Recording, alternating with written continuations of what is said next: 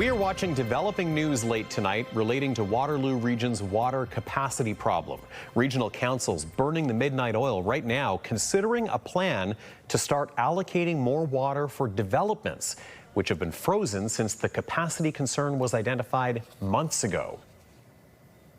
Good evening. It's being described as a move to bring some certainty to developers months after approvals were frozen over water capacity concerns.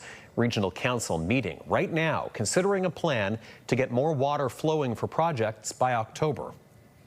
The goal here really is to try to move forward with what all of us have been speaking about for some time, but do it in a thoughtful way.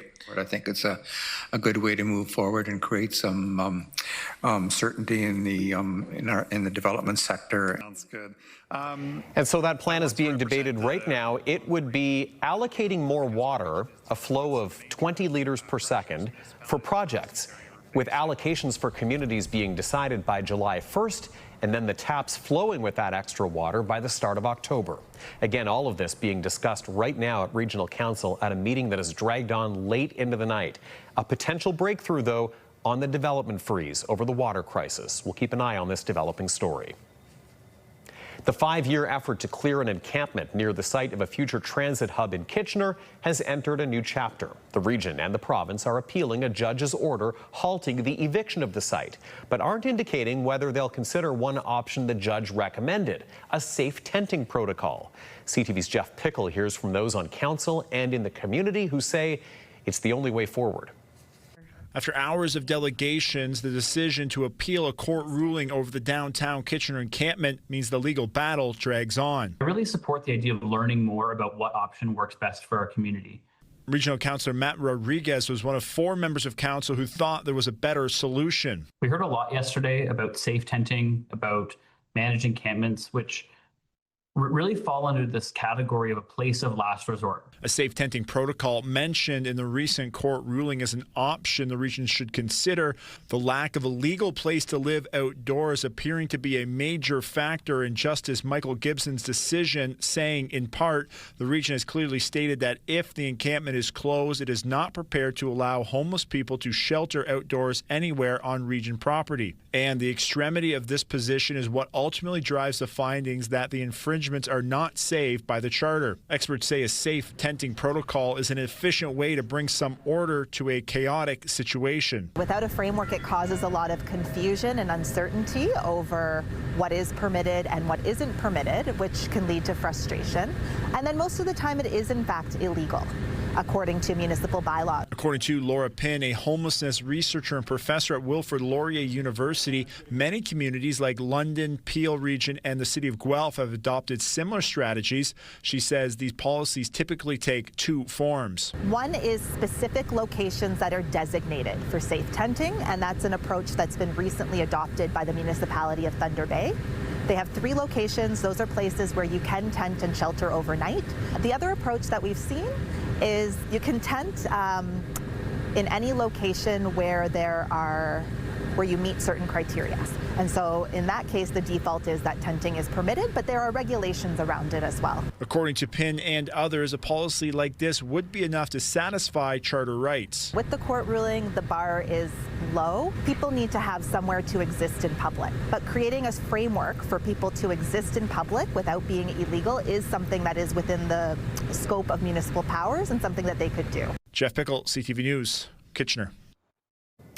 Well, Metrolinx is already behind schedule with its plan to use the encampment site as a staging ground for a new regional transit hub.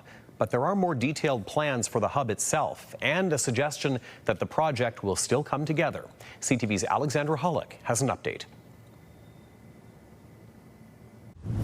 The corner of King and Victoria Streets in downtown Kitchener could go from this to this in the next 5 years.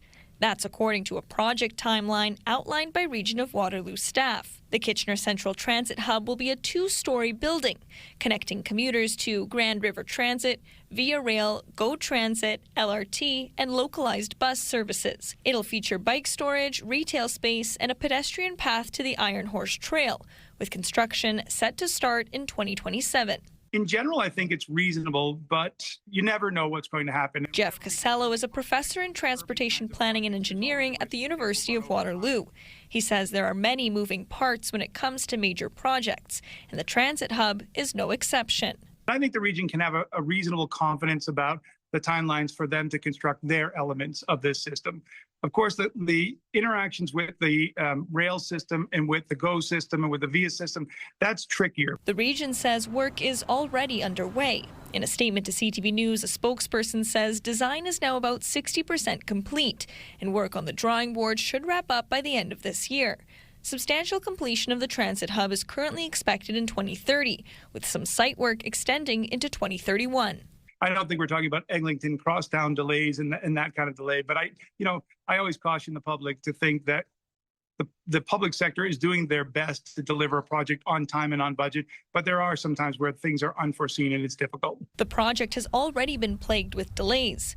Regional land at 100 Victoria Street is supposed to be used as a staging ground by Metrolinx, but for the last 5 years, it's served as a homeless encampment, one the region has tried to evict residents from on at least 2 occasions, but failed. This project, I think, is because it's adjacent to it, it's going to draw lots of attention to that, and it's going to be important that we do that right for the well-being of our community. The region says it plans to appeal a Superior Court ruling on the encampment, though it likely won't be heard for months. Even then, it says the plan is to keep moving forward and meet timeline targets. Alexandra Hollick, CTV News, Kitchener.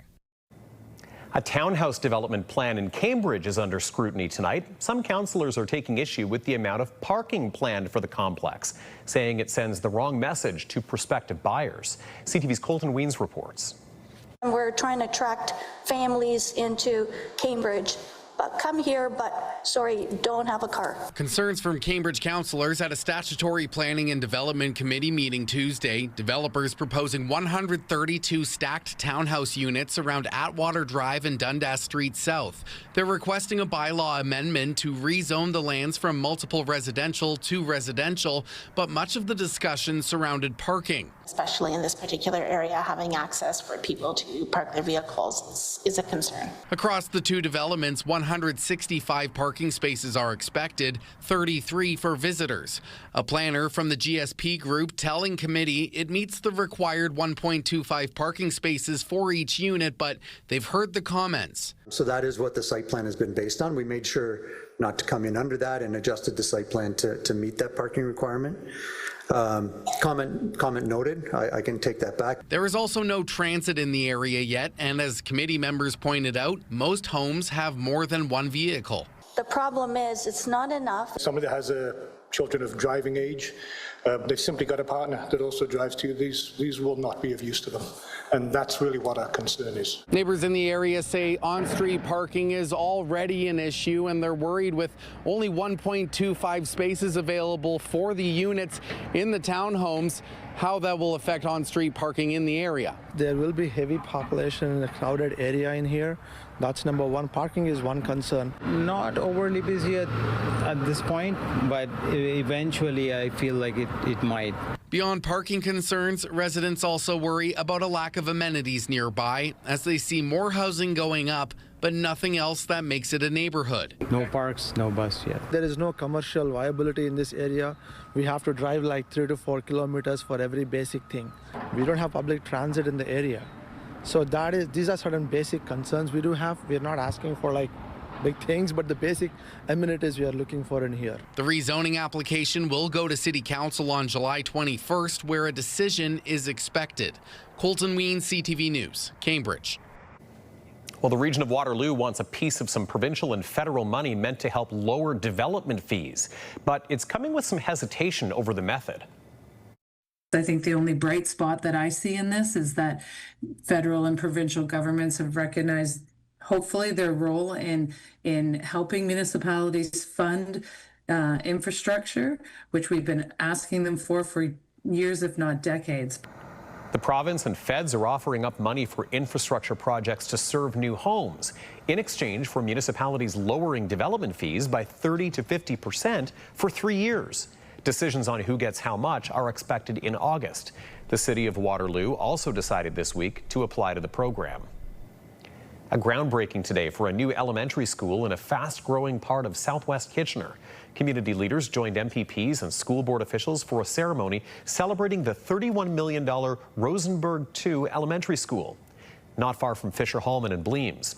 It's expected to have a capacity for 600 students and 88 childcare spaces. It's slated to open in September 2028.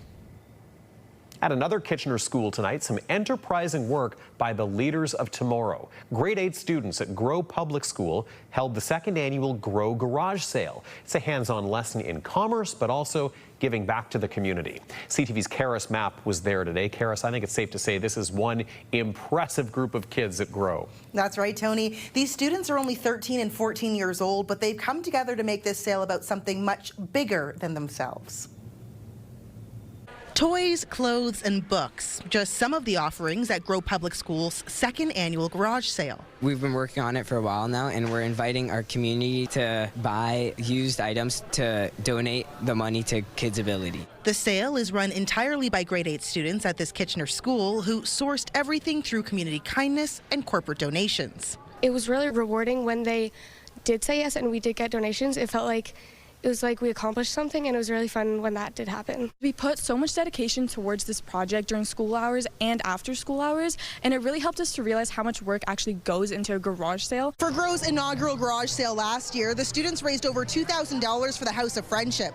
This year, all proceeds will go to Kids Ability. The students say it was an easy choice to rally behind the cause. There's so many kids out there that don't have everything that other kids have, and it just makes us feel good that we're giving back to the community and doing everything we can. And with items ranging from 50 cents to $10, no one had to break the bank to shop. I was just getting snacks and stuff for my family. I got a glass pitcher for $1. You can't beat that. It was also a lesson in e-commerce, promoted with a website designed by student Tanish Dave. I think it was a key component to the garage sale, as it had all the information, including a countdown, the details, the pricing, and stuff like that. And I felt like I played a big role in it, as I was pretty experienced it from past projects I've done. Students who were part of the first garage sale stopped by to support this year's. I feel really proud of the younger people that because they're taking initiative and they're the ones doing it. Uniting a classroom and community. I was able to talk to many students I wouldn't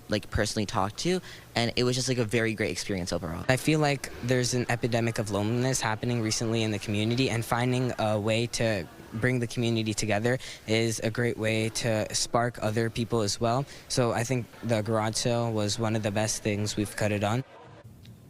As of 9 o'clock this evening, the students raised over $2,100, but their website will stay online in the coming days for any additional donations. Tony. I'm just going to say it, Karis, this is the kind of news we need. Love that report tonight. Appreciate it. CTV's Karis Mapp live with us.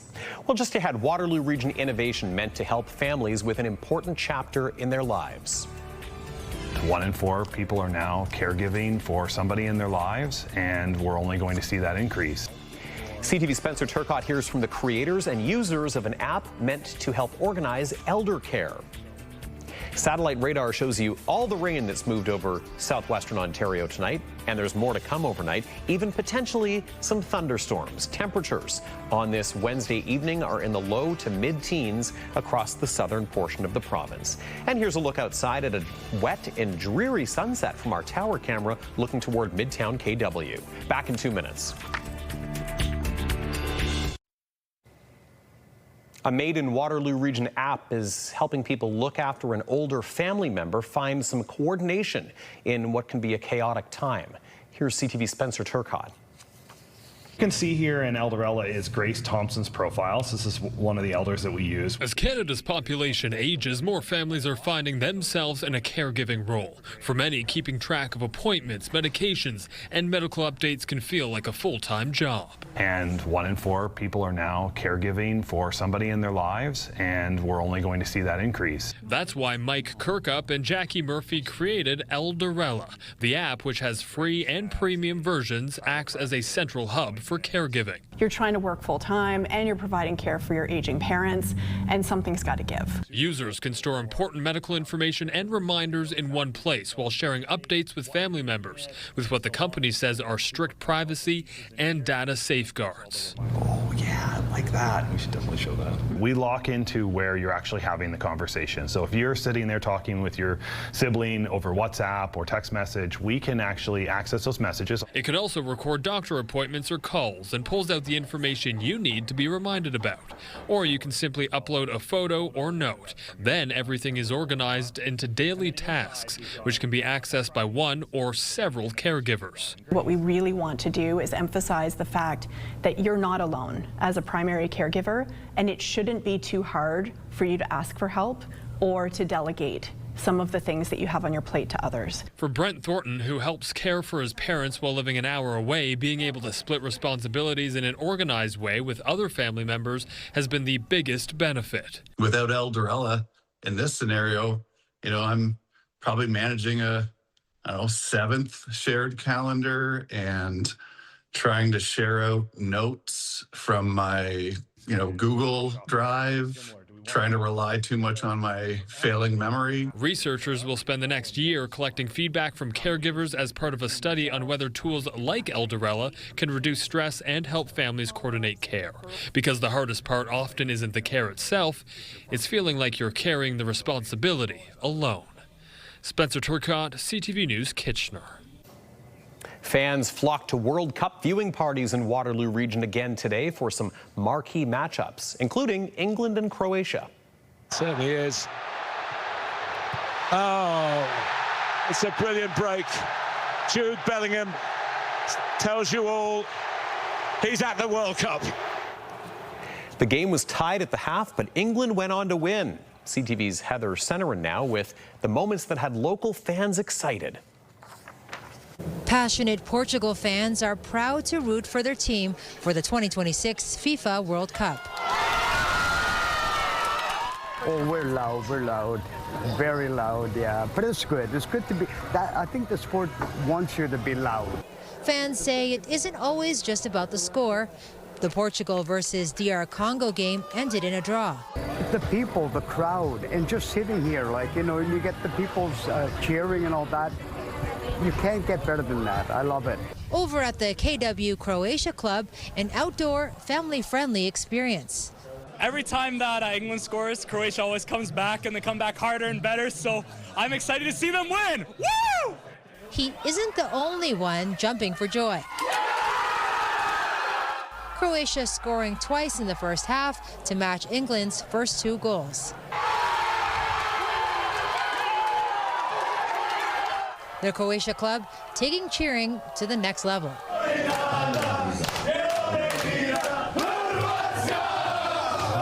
The president of the club says whatever the outcome, he's proud of Croatia. The play is that the English are a strong squad. They've always been a strong squad. But the Croats are warriors. We will fight to the end. Heather Senerin, CTV News. And later, flying into the future, a chance for you to take in a scenic, emission-free flight right here in the region. A low-pressure system is bringing heavy pockets of rain, the chance of thunder showers and gusty winds at times to Waterloo Region. We're under a special weather statement tonight. We'll break that down coming up in the full forecast.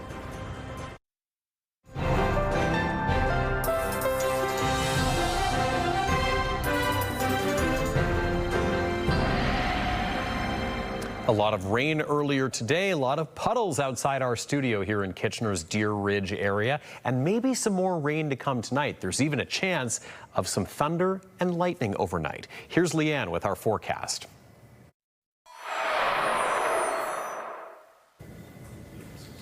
We are under a special weather statement here in Waterloo Region tonight for strong winds, heavy rain, and thunder showers at times. Now, this is in place for tonight into tomorrow morning. So if you have any driving to do overnight tonight, please keep it in mind. Winds will be fairly gusty, upwards of about 90 kilometers an hour. We're looking at rainfall amounts to reach up to 40 millimeters, and that risk of thunder showers is with us as well. So as we get into the overnight, you can see where those heavier heavier pockets of rain are in the green, and those embedded thunder showers throughout Waterloo Region and many communities right across southern and southwestern Ontario. Overnight tonight, as we get into Thursday morning, that rainfall sticks with us. It will vary through different hours. However, there will be the chance for heavier thunder showers and heavier rainfall throughout the day Thursday too. We should see a few dry pockets as well, especially by the time that we've reached Thursday night. But this is all due to that low pressure system that we've been watching that's been rapidly moving over the Great Lakes over the course of yesterday into today as well. We are looking at about another 30 to 40 millimeters of rainfall over the next 24 hours or so here locally. Keep that in mind with ponding and pooling and water on the roadways too. Today in Waterloo Region, we reached a daytime high of 21 degrees. It's just slightly below seasonal for this time of year, usually sitting at about 24 for our daytime high. It was nice to wake up to sunshine before that rainfall moved in. However, overnight tonight, dropping to a low of 14 degrees. That's right on par for seasonal for this time of year. Tomorrow, reaching a daytime high of 20 degrees. Those winds shifting to the southwest, gusts upwards of about 70 kilometers an hour. So still a fairly gusty day out there for us through the day tomorrow. Now we take a look at the long-range forecast. The risk of shower activity does stick with us through the day Friday. However, it will be a little bit more dry, 21 degrees the daytime high. Sunday, the first official day of summer, bringing plenty of sunshine and a daytime high of 24 degrees to close out the weekend. If you're joining us from the Windsor area, similar forecast. Things should dry up by Friday morning for you folks. 24 degrees the daytime high, and those temperatures staying fairly nice over the course of the weekend too. In southern Georgian Bay, expecting that shower activity to last through the evening tomorrow. 17 degrees the daytime high for Friday. Temperatures on a little bit of the cooler side of seasonal. However, still plenty of sunshine for you folks as we get into the weekend and welcome the first day of summer on Sunday. All right, Leanne, thank you so much. And it's a fairly pleasant 14 degrees right now outside our studios in Kitchener. We'll be back in just a moment. Stay with us. Well, finally for us, a chance to experience air travel of the future. Anyone can now take a flight on a groundbreaking electric plane at the Waterloo Wellington Flight Centre. That aircraft is one of just a few of its kind in Canada. CTV's Krista Simpson has a look. This is the east central part of Kitchener, as seen from the perspective of a passenger in an all-electric airplane. It's an incredible experience. It's definitely something that's different than what we do every day. This Velis Electro is one of two at the Waterloo Wellington Flight Centre. One is used for research with the Waterloo Institute for Sustainable Aeronautics at the University of Waterloo.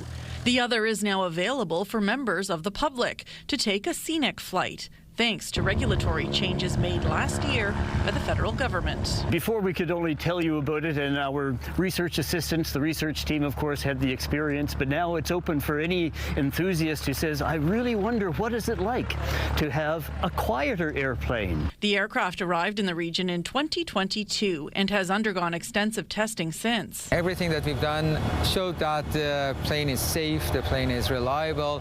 Powered by two batteries, it can carry about 180 kilograms or about 400 pounds in passenger weight, offering a chance for members of the public to try it, seen as an important next step. It is very educational for public. They are building trust. The plane can fit one pilot and one passenger, and they'll spend about 30 minutes in the air. Definitely a very small airplane, nice and tightly packed, meant to be aerodynamic.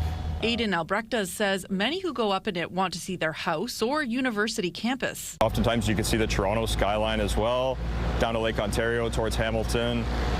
So great visibility out there. See a lot more than you think. The experience different from other flights. Just the refinement of it all, the lack of vibration. There is still some noise, but less noise. And the fact that the windows are super clear and you can see so much out of them really brings up the experience for me. The aircraft operates under visual flight rules, meaning it doesn't go up in poor weather. A flight costs about $267 plus tax and can be booked through the Flight Centre's website. We'll be flying all summer into the late fall. The only thing that will stop us, of course, is weather. This is the beginning of the electric aviation age. In anticipation of a future where electric planes are the norm, not the exception. Krista Simpson, CTV News, Breslau. And time for us to take off. Thanks for joining us on this Wednesday, June 17th. Just a reminder for you, our 6 o'clock news is preempted tomorrow for FIFA World Cup coverage, but you can join us online at ctvnewskitchener.ca, where we'll bring you all the day's news at 6 p.m. See you then.